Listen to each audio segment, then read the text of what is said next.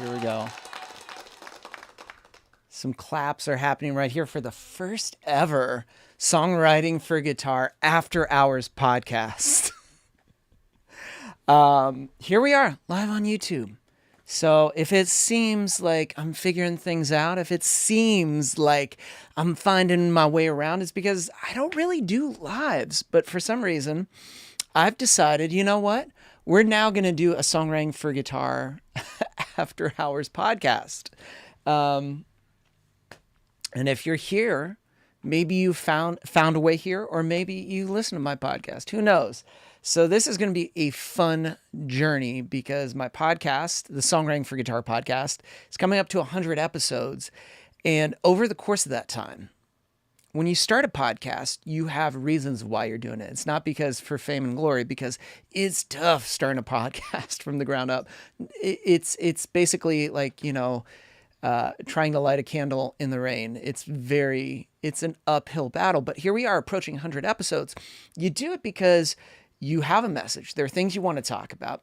There are amazing guests you want to bring on, and you want to share this with others. And here we are approaching the 100th episode that I've decided I'm going to start a new branch of the podcast, an after hours podcast live, where, I want to dive into a little bit deeper explanation of this week's episode, kind of some points that hit me, things in the conversation that I was really inspired by, or that I just found intriguing. And maybe for some reason, because podcasts, we try to condense it in less than 50 minutes, didn't get a chance to make it. And sometimes I'll have a guest here. Sometimes it's just going to be me. So we're going to dive into all of that, but you got to do this when you're here on a channel. If you're on our YouTube channel and you don't subscribe, could you just take a few moments right now and just subscribe to our channel? You'll get a notification when we go live, when we post new videos, because we're going to be flooding YouTube with lots of content for the rest of this year. This channel is kind of sat dormant for a while, but we're changing that. So you want to hop on the train and get notified doing that. And also too, we're talking about the podcast. And if you're like, hey, I don't subscribe to your podcast, this is where I got to say, take a few moments, grab your phone, scan this little QR code right now, and you'll be taken to the Songwriting for Guitar podcast so that you can subscribe, because we have an episode that comes out every single Wednesday. That's why these after-hour podcast episodes are going to be here on Wednesdays. And sometimes we're going to do a Q&A afterwards, and sometimes we're not. Who knows? So this is all new, and we've got folks that will join. Rusty, what's up? Thanks for joining. So we're going to dive into it. So here we go. Get ready. I think I just like it too. I have like sound effects on hand, which I don't normally do in normal podcast recording. So this week was interesting. Episode 90, we had Sabrina Seidman. Now, if you're just like, who's Sabrina Seidman? If you just go onto TikTok or Instagram and just type in the word Seids, she's going to pop up. And her Instagram, her TikTok has blown up over the course of 3 years because she has documented her production journey. Basically her journey in, producing, understanding Logic Pro. Every day she has posted for the past, I think it was almost 3 years, which is crazy. So think of that. I can't, let's do the math really quick. So that's 365 days in a year. And sometimes she does a lot more. Man, so that's over 1,000, almost, 1,100 posts. Most likely she's done a lot more, and that's not including stories, reels, the whole deal. But she started with just that goal of doing one post every single day, which is amazing. Because to me, how many of us think about this on the side, I have when it comes to posting. Terrible at it. I'm not consistent at it. But she started from humble beginnings, having no followers, knowing nothing about production, Logic, and then slowly over time, advancing her skills. And this group of people were on that journey, and she got more and more notoriety and just grew her brand. But there were 4 things that really stuck out to me when talking with her. And if you haven't listened to the episode, after this, I highly recommend that you do. She originally started at Berkeley and then started working on cruise ships. And then eventually, after cruise ships and performing on cruise ships, she has always been a person that seems like is 100% in it, fully present. Like when she was working on the cruise ship. And then after the cruise ship, she started gigging around New York and then started to assemble. Her goal was to assemble like a killer group of musicians, killer team of singers that she would then market to cruise ships so she could ask for higher prices. She was really 100% focused on that, diving all her money 100% in. And then the pandemic happened. She had to put those things on hold. And to me, that's what's so cool. She is the first characteristic I noticed about her is that no matter what stage of life she was in, whether it was the production stage, whether it was assembling this amazing crew for a future performance, or she was 100% in, which is a characteristic to me of someone that is going to have like longevity long term. Because I feel like right now we have so many people that are fleeting. Like right now, I'm committed to doing this After Hours podcast for the rest of the year.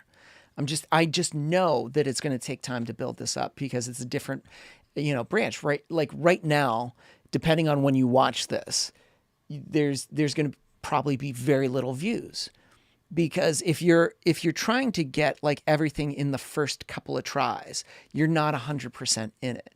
You're willing to be in it if it works out perfectly in the first, couple of tries. But if it gets hard, it gets tough, it doesn't turn out the way you want it, you're not going to see it through. So it'll be interesting to me, what is this, After Hours podcast going to look like? I don't know, 6 months from now, a year from now. Because that idea of being all in it means you're willing to be patient.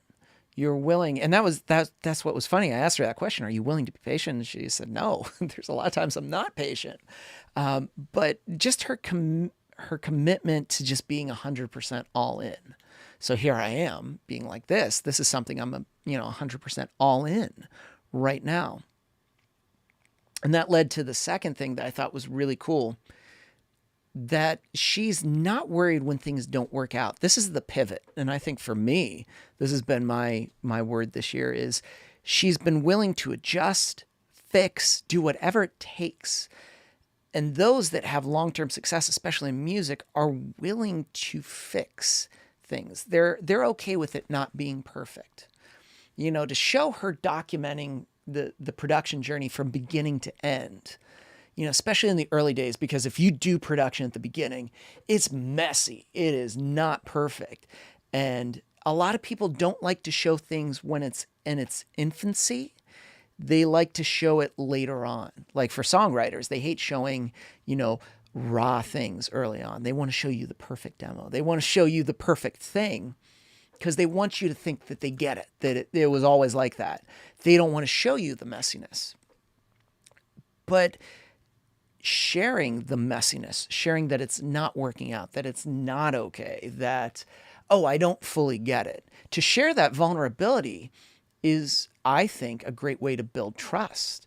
And that's essentially what she did with her audience, which I think is brilliant. She had them along for the ride. So especially if you were someone in the early days that found, Seids and then jumped on, you saw her transformation over time, which I think that's beautiful because they saw her grow and they felt like they were growing with her, whether they were a production person or not. And, that's something that for me as a brand, our company, Songwriting for Guitar, we have people that were there from the very beginnings where it was just, I don't know, the first webinar I did, I think there were like 4 people on there, three without the camera on, and then one with like a chin looking down. And, I had moments where I was just like, this is, should I be doing this? To eventually, we've hosted webinars where there's thousands of people on there. Hundreds of people have, across the globe have taken our courses, involved in coaching. So it's just like, you have to see it through in the beginning where it's not perfect. But what's great is we have people that have been with us in the beginning, and they're like so excited when we do something new. They're so excited when I've got a book coming out, and they've been so helpful to be like, oh, this is so exciting. Can I buy a copy? What can I do to help? And I think that's cultivating at the beginning by sharing, being vulnerable, sharing that it's not perfect, but allowing them to join for the ride. And so that they can see that transformation over time. I think that's inspiring. So I think, taking note of that, if you're a songwriter, creating that brand, that's huge. You absolutely need to do. And the new journey, being willing to do that, her honesty too in the comments that she gets, because she gets a wide range of comments because how she's positioned her brand, her company. She does a lot of videos for these companies, and she does a lot of videos that go viral. And what happens is there are some people that will use her as kind of clickbait. So you've got she posted one she talks about in the episode about drums and how you can actually take the drums from a particular song and now you can use it in your own song. Now, that was spinned by Instagram accounts that were saying, look, oh no, she's, and that caused people to get angry because she's condoning copyright and stealing. And if you listen to her, she was like, listen, a lot of the people that watch my channel, they're not going to do anything with music. They just want to have fun with it. And if I allow them to have fun and experiment, that's awesome. That's the whole goal of what I'm doing. I'm not condoning this. These companies that are posting my videos, they know what they're doing. They're doing clickbait. They're doing this to rile up their audience, to get views. So she understands, and they understand their game they're playing, but she's okay with it. Even when she gets comments that are hateful, rude, and that means that skin is so tough. And, she was being very honest that, I'm not happy with all of that, but I share that with my audience. I share these comments. I share the hate. I share the good. I share the bad. Even when people in her audience are like, oh, don't worry about the haters. No, I need to expose this. I need to show this, because she's gotten death threats, which I'm just like, death threats? And all she's doing is sharing an education. And, again, companies that spin this, she realizes what they're doing. She's like, I know their game and they know what they're doing as well. I was just like, wow. To be honest with your audience too and share all those moments, the good, the bad, and just the incredibly ugly is, to me, so... I mean, I've never gotten death threats. I mean, I've gotten people that have made fun of me in ads, but, that's welcome. That's what happens when you cast a wide net, because you're going to find the people that are in your audience. And I think with her, that confidence too is just like, wow. She exudes that so much in her videos, but how she's openly honest. And I think that is tough skin. But that goes to, I think, the final point that I thought was amazing about her. That when you have vision and you have a clear message, when you have something like that, it powers you through those moments where there's the ugly moments, the very ugly moments, because a vision and a mission, you stay committed. Like especially if you go to someone like a brand or, that has a company. If you come to us, I'm like, my goal is to bring, guitar awareness to songwriters so that they can utilize their guitar to its full advantage, so they can unlock better songs and write the songs that they know that they're capable, that are in their head, and that I can connect them to a team of other skilled artists and other skilled coaches who are experts in their field that will help them unlock and achieve areas that will move them to new heights, that will allow them to create the things that they want and start to monetize. That is our goal. I feel absolutely sure about that. With Sieds, she has a goal. Music education. She believes in making everything free. She leverages her platform to connect with music tech companies so that they can host and form free classes where she demonstrates things. That is a vision and a mission. She's clear. She's steadfast. So even with all the ickiness, all the mud, all of that, it was such a good conversation. And you can always tell too in podcasts when they're going to go really well within the first because we don't necessarily hit record at the start. Like, I'll get on with them. We make sure everything is like tested well. And, we'll just chit chat just a little bit beforehand. And Seids was just awesome. It was just so much fun that I was like, oh shit, that's right. I got to hit record. Because that's when I know, like, oh man, this is going to be good. And I just felt like I was even more inspired, like, afterwards, which then caused me I was like, cool, let's do more social. I have to stay focused and committed. I have to be okay with the numbers because, right now, I don't know. That's what's crazy, because I don't know when you're watching this video. You could be watching it right now and there's just a few, which is awesome. And I love that.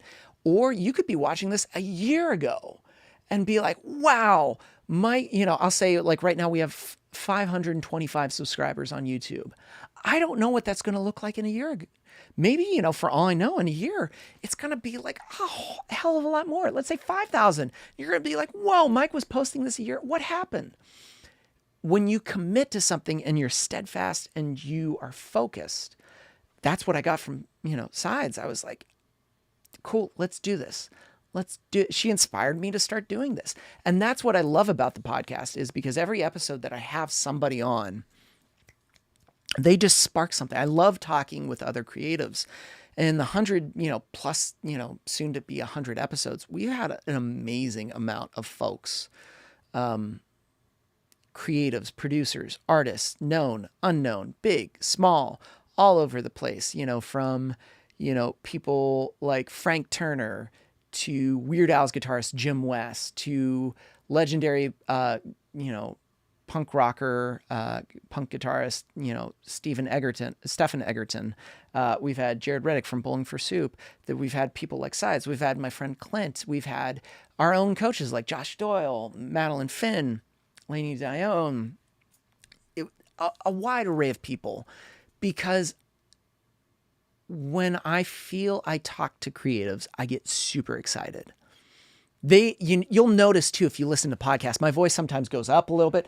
Thank goodness Chris is very good at editing and controlling everything, because, like, I notice there are times I get really excited and intense, because this is what I love doing. I love creating and I love informing others, but I love talking about creatives, and hence why I started the podcast. And here we are now with a new branch of the podcast where I just talk about why I was inspired by this person.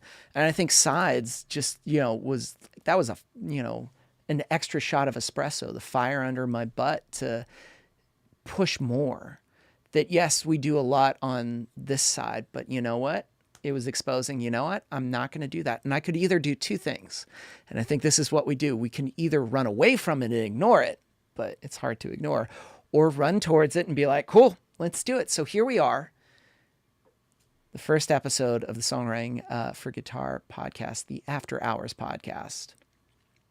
And we're going to do this every Wednesday. And you know what? Some episodes are going to be longer, shorter. Who knows? And this is what's great about this. I'm just feeling it out as we go.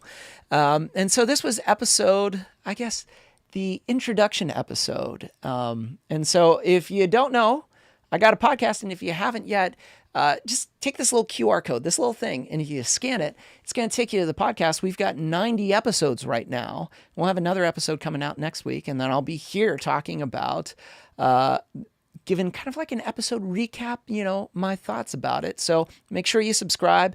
And if you're here on this YouTube channel, right here, right now, and you're not subscribed, that's a shame. So I would love for you to subscribe. So everyone, this was awesome. So again, this happens every Wednesday at 7 p.m. 7 p.m. Central. So thanks everyone for joining. Rusty, I appreciate you being here on episode 1. Hot damn. So I'll see everybody next week for the next episode of the Songwriting for Guitar After Hours podcast.